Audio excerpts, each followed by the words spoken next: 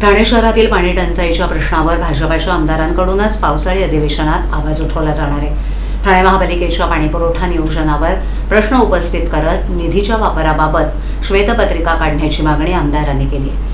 पाण्याअभावी मोठ्या गृहसंकुलांना वर्षाला कोट्यावधी रुपये खर्च करावे लागत असल्याचा आरोपही आमदारांनी केला आहे।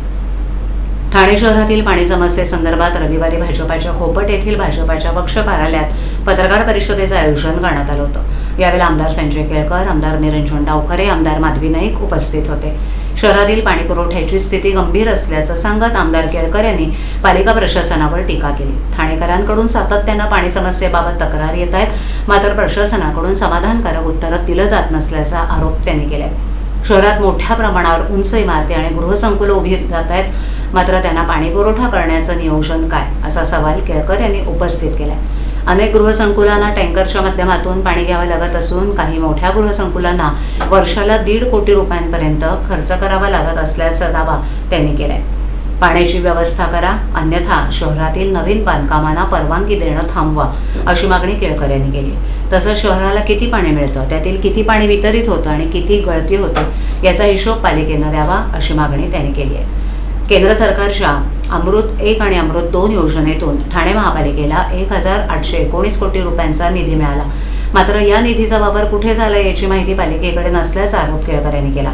याबाबत माहिती देण्यासाठी प्रशासनानं 10 दिवसांची मुदत मागितल्याचं त्यांनी सांगितलं। दरम्यान आमदार निरंजन डावखरे यांनीही पाणी समस्येवर अधिवेशनात लक्षवेधी मांडणार असल्याचं सांगितलं।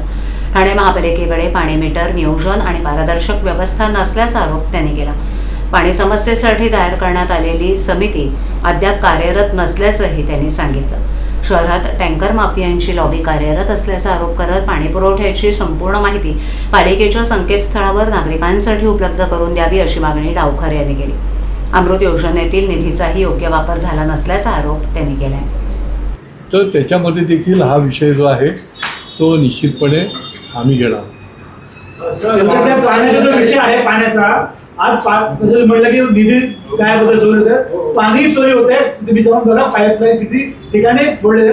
आपण सत्तेमध्ये आहात, तर ह्या ठिकाणी आपण महापालिका आयुक्त किंवा त्यांना घेऊन दाखवणार का?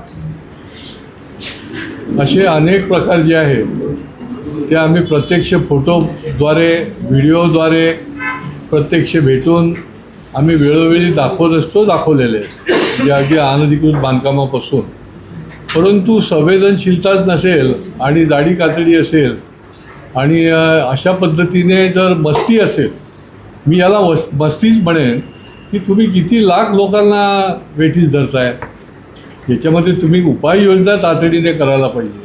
आम्ही जे सांगतो ते तरी केलं पाहिजे, परंतु याच्यामध्ये केलेलं नाही। त्याच्यामुळे हा विषय जो आहे तो वेळोवेळी निदर्शनास आणलेला आहे।